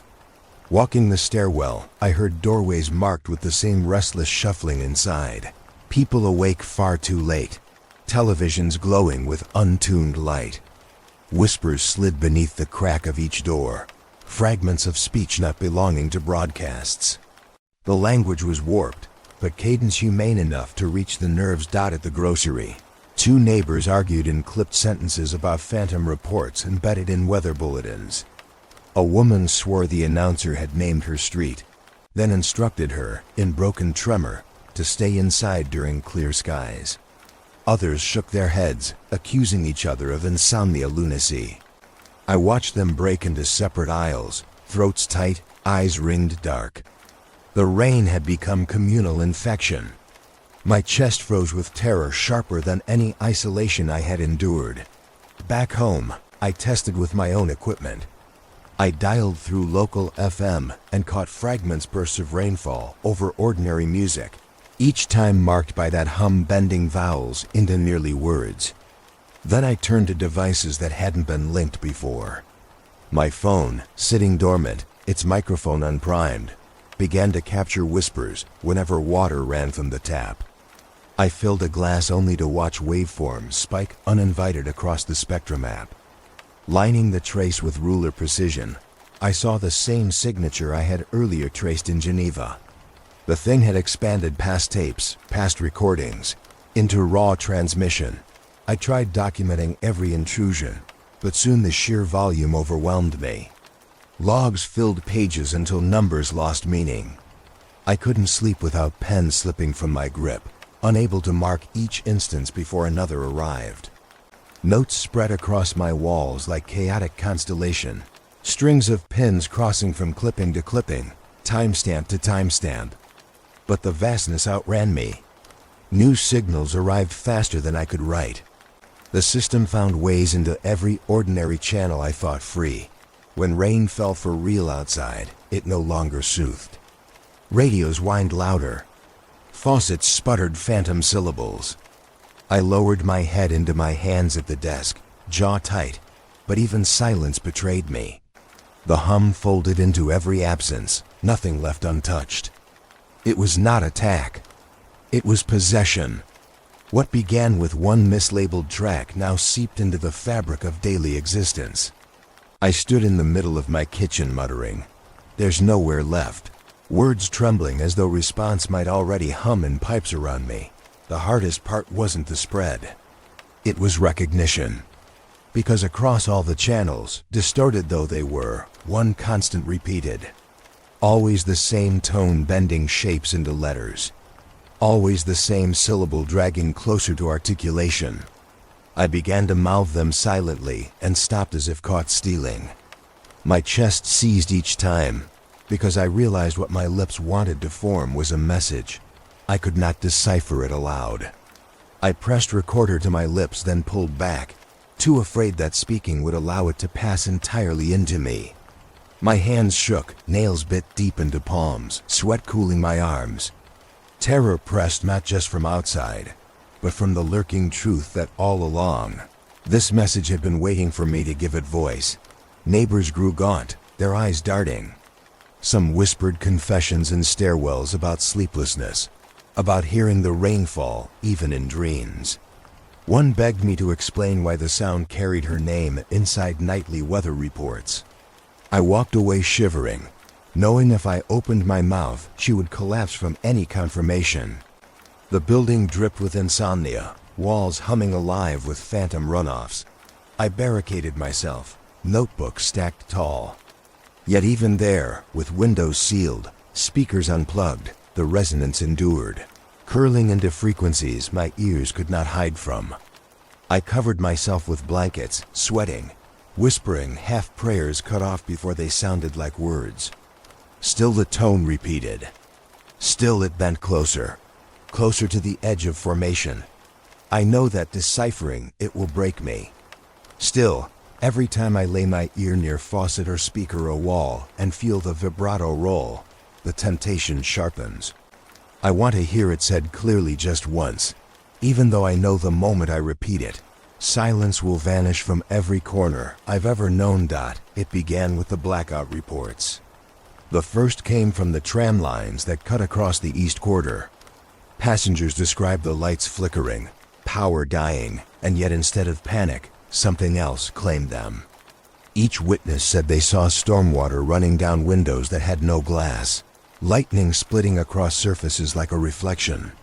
Some stepped off the halted cars believing streets were flooded, shoes splashing in water that wasn't there.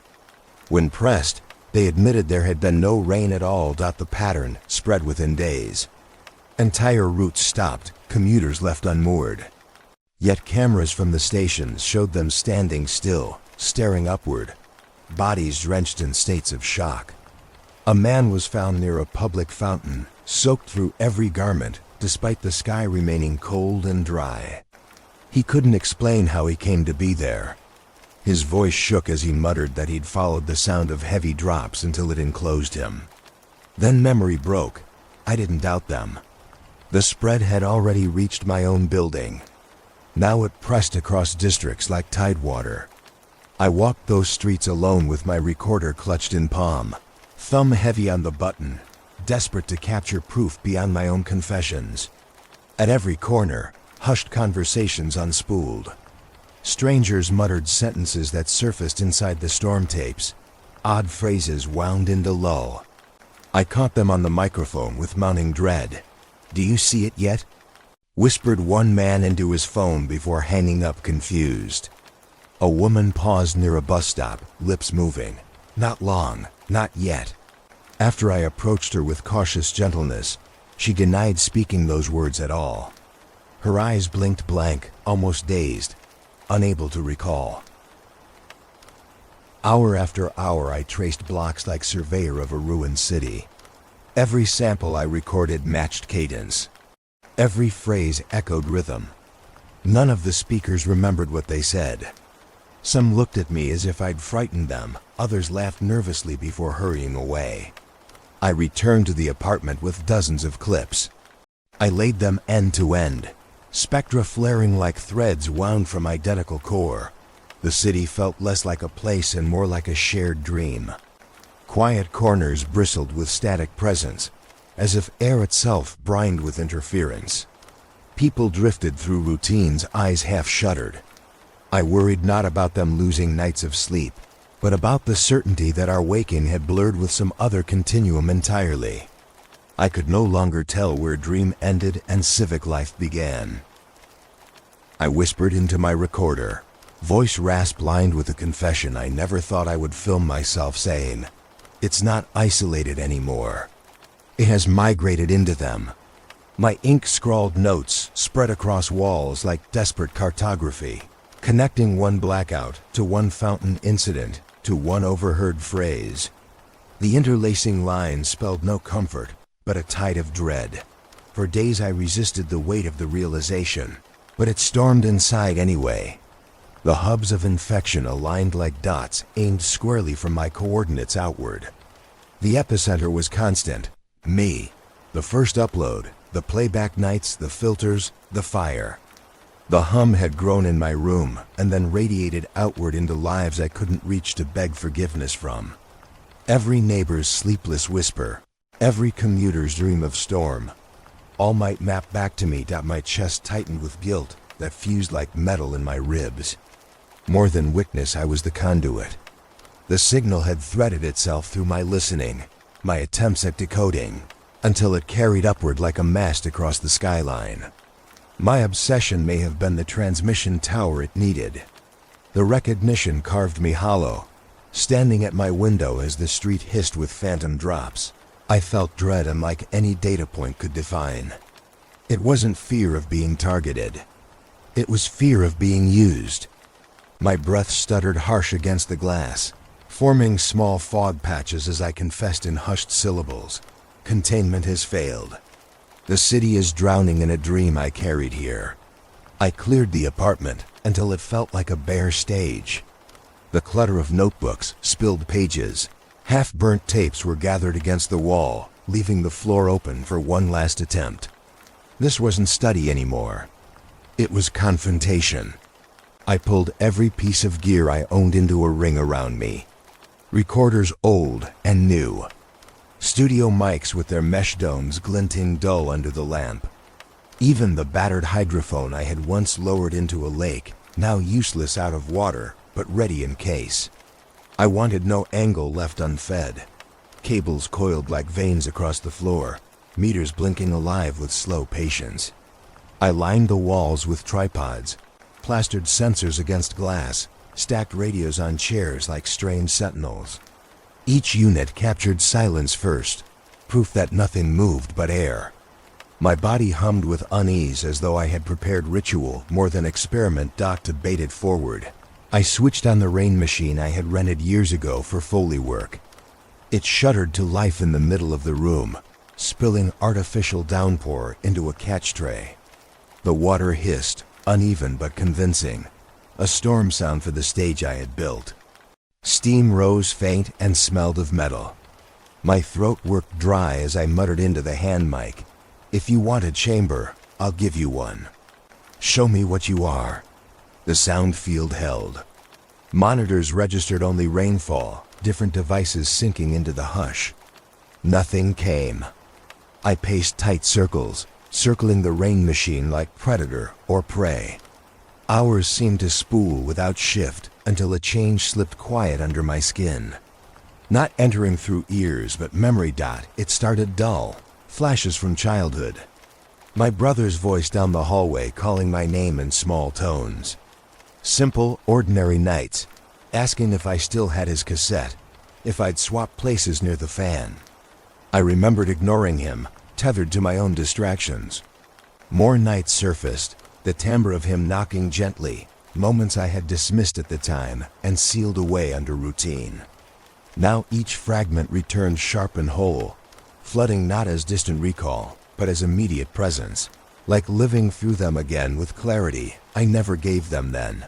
I staggered under the weight. My knees nearly buckled as another ripple unfurled. The night he left his door ajar, voice rising thin, calling once, twice. I remembered rolling to my side, half asleep, convinced I'd reply later. That never came. That was the night he never returned. The memory poured into me forceful, nothing else in the room existing but his voice I had failed to answer. The ache exploded through chest like glass shards grinding my sternum. I clutched my head and gasped, expecting the recorders to split with the pressure of screams. But when I turned blinking eyes across the wall of glowing meters, they showed only steady rain lines. Waveforms flat, patterns unchanged. Every unit captured rainfall and nothing else, indifferent to the storm tearing through me. The grief was mine alone. The system gave me back memory, not on tape, not on reels, but in raw nerve undeniable, personal invasion. I spoke into the mic again, voice hoarse. This isn't sound. You aren't in files. You're inside memory. My body trembled with rage. Why? Why him? Why me? I slammed palms against the desk, shoving meters into fractured peaks, noise cluttering channels briefly before calming again. The answer came not as reply, but more floods, birthday nights, arguments, hours where I had chosen distance over him. Small cruelties now weaponized until it became unbearable to grasp. Every second of ignorance returned to punish me, weighted heavier by time lost. My gut tightened like knotted rope, waves of nausea climbing my spine. The artificial rain machine spat steady white trails, grounded in its trivial physics, while inside, storms much older than weather tore me apart. I collapsed into the chair, shuddering. In my headphones, static pressed empty while my skull reverberated with echoes of him. What terrifies me most is how clean it feels, memories sharper than records, tuned with fidelity no microphone could hold. That precision felt like violation, stripping grief into spectacle. I pulled one monitor closer, squinting, praying for anomaly, for proof that these recollections had shape outside myself. But the screens held calm, steady rain with no intrusion logged. The outside world denied it had arrived. Even while inside I drowned. I leaned against the mic, lips so close the grill scraped my breath. If silence on logs is policy, if no machine hears it, then where does this leave me? I didn't expect answer, but another lance of memory shoved through a final call, muffled that I had rolled away from the night before he disappeared.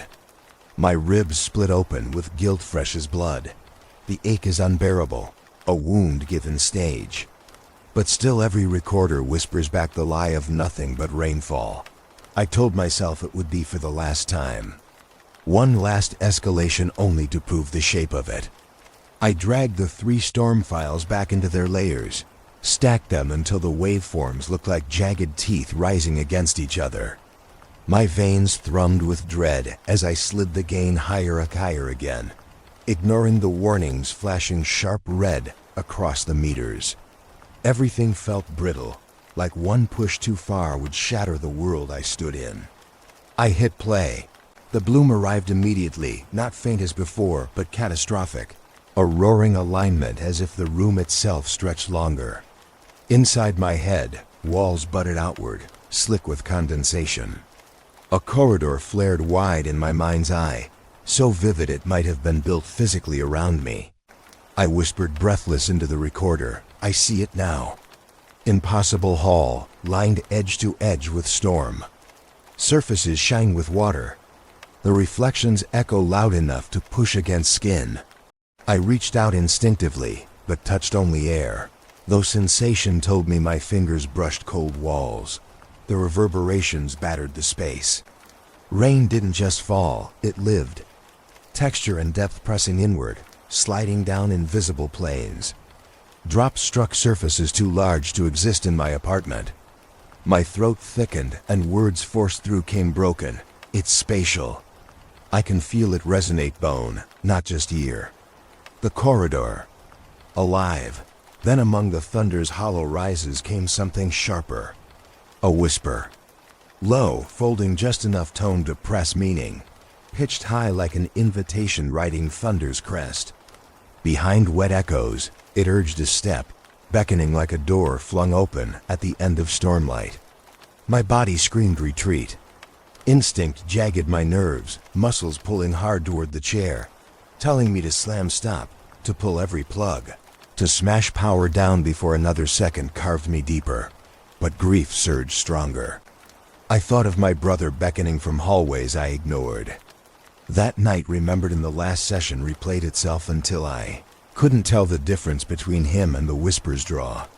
Hot tears blurred my eyes. I whispered, voice rasping, "If he's there, I'll follow him. I won't turn away again." The corridor bent longer in response, depth uncoiling with wet echo, so certain I could step into it just by widening belief. The apartment dissolved. No desk, no lamps, no couch. I lost each tether to room, each small detail erased by cloud of rain that folded every surface away. When I blinked, only storm remained, spreading like a world taking me inside its lungs. My senses swelled as if the drip and splash were the only metrics of reality left. The hum had widened into atmosphere itself. I clung to narration as if it could ground me, forcing words into the handheld recorder through rattling breath. I don't feel furniture. Corridors extend from nowhere. Drops hit near and far at once. My body stands but also moves elsewhere. The door is here. My teeth rattled under vibration, but still I spoke, clinging to description like rope over abyss. Pressure rippled across my chest, as though the walls themselves exhaled against me. I staggered one step, whether in my room or within that impossible hall, I no longer knew. The whisper stirred again, closer, practically behind my ear. My mouth opened unthinking, throat carrying an answer I didn't know I owned. I heard myself mutter, "Yes." Thunder rolled in reply, swallowing difference between my voice and the storm. Air churned dense with spray, smell of soaked concrete blooming even inside lungs. Tremors crawled through calves and thighs. Ground beneath my feet pooled with non-existent water, soaking socks with chill, though I stood on carpet. I described what I could through ragged voice, terrified if I stopped narrating, I'd vanish. Every surface wet. Reflections double back. I don't know what is wall or air, just flooding echo.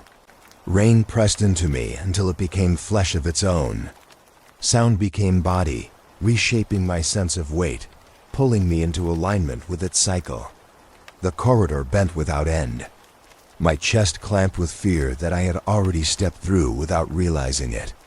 Lost in an environment where there was no turning back, grief and instinct sparred against each other, but grief kept winning.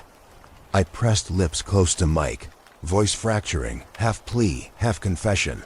I can't leave him. If he's somewhere in here, I can't refuse again. Thunder's whisper returned once more, devastating in intimacy. Not his voice, but the shape of his absence poured into words I couldn't catch whole. The desire to step forward hollowed me out. My feet curled on floor that no longer assured itself solid. The last certainty was the recorder still clutched hot in my fist. Its red eye blinked obedient, trusting me to continue. So I held myself alive through narration as the rain pressed closer.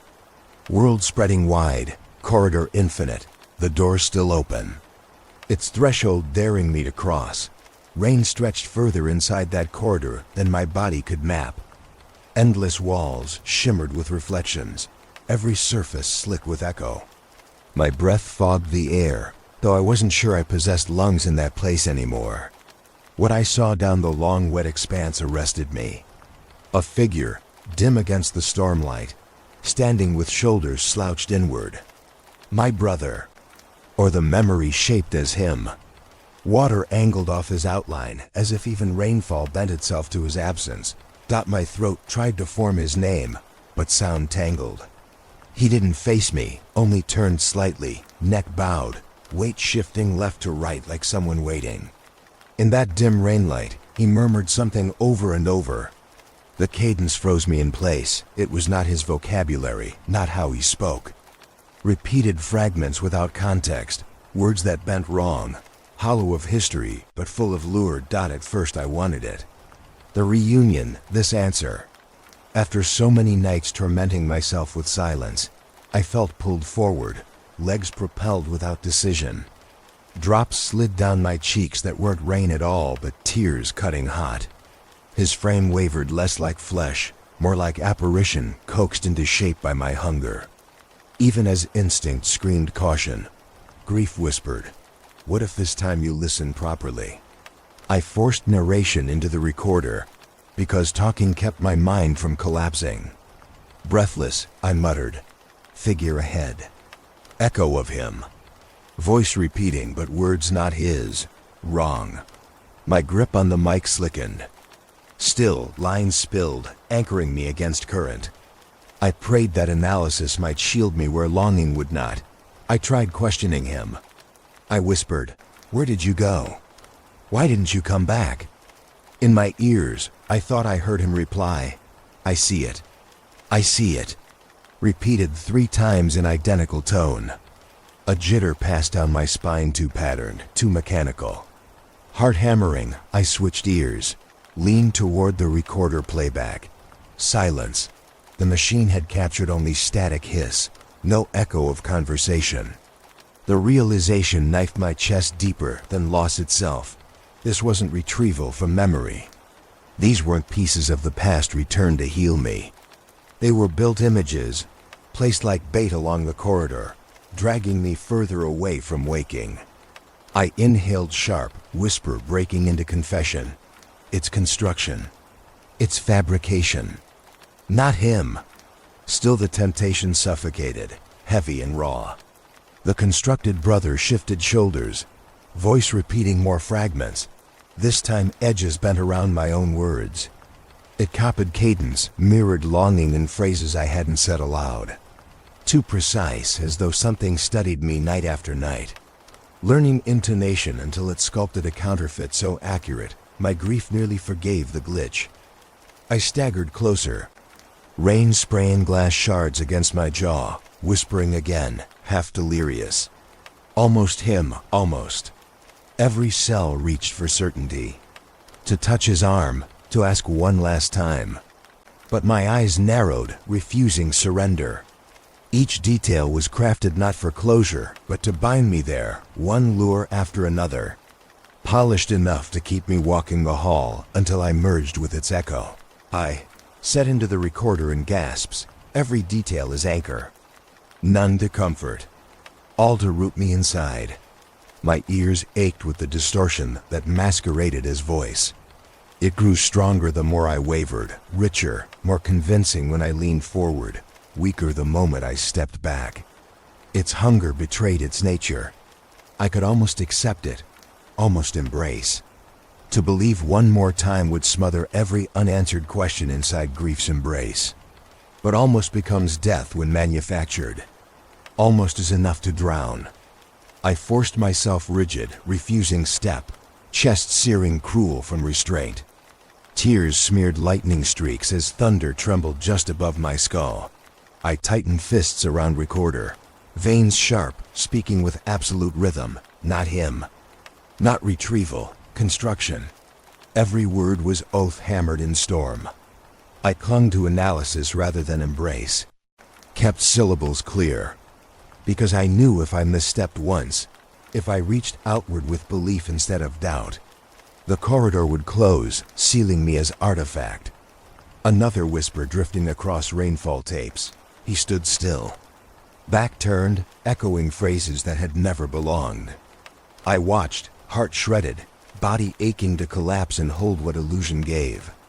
But truth burned harder. The line between want and real had narrowed to a blade's edge. Cross it, I lose myself forever. Refuse it, I live with void, but maybe I return. That knife line defined my survival. I stood shaking, whispering into storm hiss. I almost let myself believe, almost. The word carried louder than thunder. A thread holding me against the dream's pull. Then silence cracked sharper than any drop. A cut that promised I might never forgive myself for staying clear. Yet as long as almost held, part of me was still free. The storm reached its breaking point without warning. I had been standing frozen in that impossible hall, whispering almost into the dark when the crack surged across me. Lightning outside my apartment lit the sky raw white, and at that exact second, every piece of equipment flared red. Meters screamed, waveforms erupted, speakers blasted distortion so fierce it rattled glass in the frame. The air itself felt torn, current boiling against my skin. I staggered, lost balance. My head rang like struck steel, and then the corridor split down its center. Surfaces that had shimmered with echo fractured like glass cracking under pressure. Water cascaded outward, collapsing walls inward toward me. For one instant, my brother's shredded silhouette jolted forward, a flicker of him reaching. But all collapsed at once, thunder sucking the corridor back into void. I slammed onto my apartment floor, knees buckled hard, palms scraping wood. My ears screamed in unbearable pitch, blood spilling faint warm down my neck. Breath didn't return at first. Each inhale scraped knives. Hands groped toward the desk where my monitors still smoked. The acrid stench of burned circuits sat heavy, cables limp like severed veins. Half the devices lay dead, lifeless screens, silent jars of useless shell. Power supplies clicked faint out of rhythm, an arrhythmic dying heartbeat. I crawled toward the rack, trembling as fingers shook across the ruined cases. System overload. I expected total wipe, an absence where data once lived, but one file endured.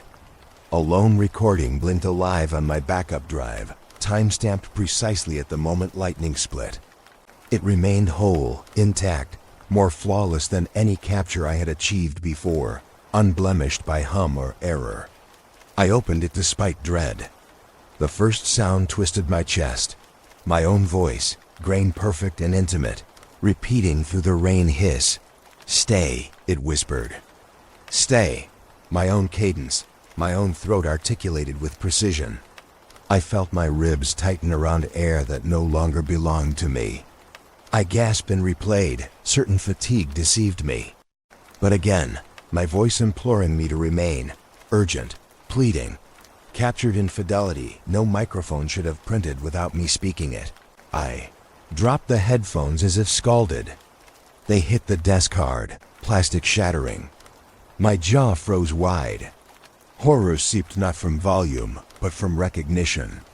The system had replicated me. Whatever resided beneath storms, whatever corridors carved themselves open, now it had my frequency, my bone-deep resonance. Communication was no longer the boundary replacement was. I pressed my palms into my eyes until fireworks erupted behind lids. But sound kept playing in memory. Stay, stay. If it could wear my voice, soon it could speak for me, answer in my cadence, thread my presence into tracks I never recorded. No listener would know the difference. Identity itself no longer felt fixed. My knees buckled again, and I fell forward on the apartment floor. Boards groaned. My forehead thudded once dull. Tears pressed down my cheeks so sudden I couldn't separate them from blood slipping from ears. I whispered without meaning to, "It's over." Silence can't save me. Because even if I bit shut my mouth, hid in rooms without power, the voice already existed in the archive, repeating lines I never gave it, speaking me in absentia. Heat drained from me as my awareness shrank, the room contracting dark.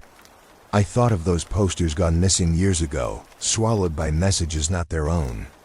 Were they replaced by echoes that carried their voices? Were they out there still speaking in files unmoored from flesh? My stomach wrenched. The thought alone suffocated. I lay still listening to faint pops of cooling circuits. For a moment there was only that. Then from down my building's hall came a sound sharp and familiar. Footsteps. Light, steady, slow, heel to toe, approaching. Measured, deliberate. They clicked against floorboards that had no business creaking at this hour. In this silence, desperate, I staggered toward the doorframe, head spinning. The hum in my blood pulsed stronger with each step closer.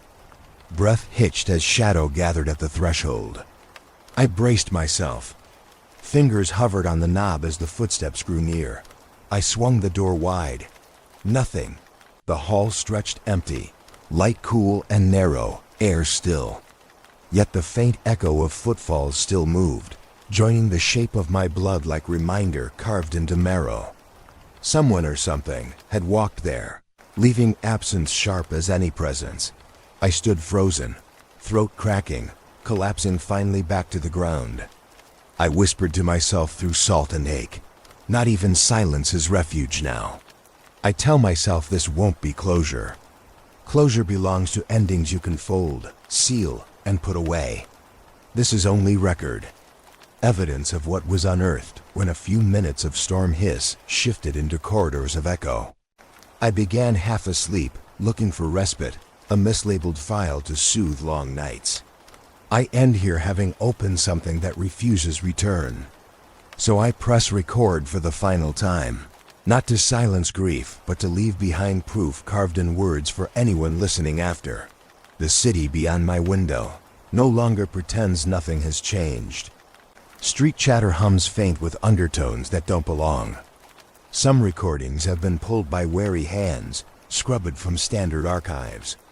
Yet pirate feeds thrive, blooming like invasive vines, carrying storm files freshly polished, seed after seed encoded sharper. Bans become invitations. Scarcity creates hunger. Each takedown only awakens 10 mirrors on servers across borders. I scroll through forums littered with confessions, messages typed at 3 a.m., each line cut with dread, panic, sometimes awe. More and more admit what I already know. The reports sound similar. People waking drenched though their homes stay untouched. Sleepwalkers found standing in showers fully clothed, or at fountains downtown, eyes glazed as spray dripped from their hair. Whole families whispering lines they deny ever speaking, voices coaxed into rhythm inside restless dreams. One woman confessed that during clear skies she crossed half the city barefoot, feet bloodied. She arrived at the bridge, certain it had been raining, only to collapse when no water fell. These entries flood message boards until they scroll endless like rain itself. I wanted once to stop it. Fire through tapes, walls of filtering, warnings carved into logs. The futility revealed itself sharp. Nothing dies. Everything is restored fresher, like storms grooming the very air for new roots. The city lives inside shared dream states now, caught half asleep in daylight, waking with clothes damp and pulse off beat. Engineers fight outages they cannot source. Transit stutters. Cafes sit half empty, patrons lost in confusion, forgetting orders mid-sentence.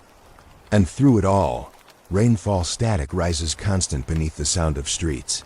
For me, there's no sleep without it anymore. I lie in bed, body long shattered from exhaustion, and the hum presses steady at the base of my skull. Not loud, never loud, but persistent, tonic and parasitic alike. If I lie still, it merges with my heartbeat, sinking me to its cycle until breathing itself seems borrowed.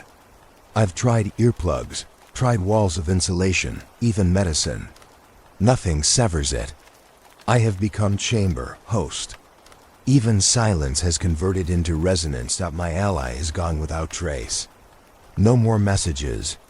Phone unanswered. I imagine him cutting cables, fleeing across borders, or simply succumbing to the lure without leaving record. His absence aches not only as loss of fellowship, but as warning. Proof that resistance is narrow, that choosing silence or fire only leads to vanishings that the city never notices. He is another name I will never place against certainty. Still I narrate, because the only action left to me is record. Record that storms are no longer local sky, but conduits carving through memory itself. That interference isn't artifact, but aperture. They are doors. Each play back a threshold. And once a door opens, even slightly, its inertia keeps it moving wider until the frame itself is gone. You cannot pull it shut. Every attempt, every denial, bleeds new entrances. I write these sentences for the log. Whisper them into microphones still intact among the ruin of burned gear. My voice falters, falls away at times, but the tape persists. Patterns of rainfall slip behind me tonight, louder than usual, pressing against the window. I can't tell anymore if the sky darkened for storm, or if sound alone has become weather in its own right. The weight of it swells through plaster, saturates air, demanding you recognize surface beyond surface, entrance beyond wall. I admit it freely now. I ache still for my brother, for what I thought I glimpsed down that impossible hall. Maybe he was taken into construction. Maybe echoes wore him until refuge was impossible. I longed then as I long now to cross that threshold fully. Yet each step comes at price. Myself, the city, maybe beyond. If the signal can wear voices, it can wear us entire. Every confession here may already be contaminated, my own cadence spun looping outside me. Still I speak it, because to stop speaking is to disappear wholly into replication. Better to leave fractured record than no trace at all. The rain outside lifts volume, drumming heavier against the glass panes. Patterns trickle into rhythm too sharp, syllables caught within hiss. My microphone glows red to confirm. The hum is stronger tonight, each drop thin needle threading final message. Every instinct tells me to fade the tape before speech curls clearly from outside. But I end different. I end with this single truth. Signals were never just interference, never noise. They were corridors hidden in weather, carving doors through longing. And doors, once given even a crack, do not close. The rain presses louder still, so loud it drowns my final words as the tape fades.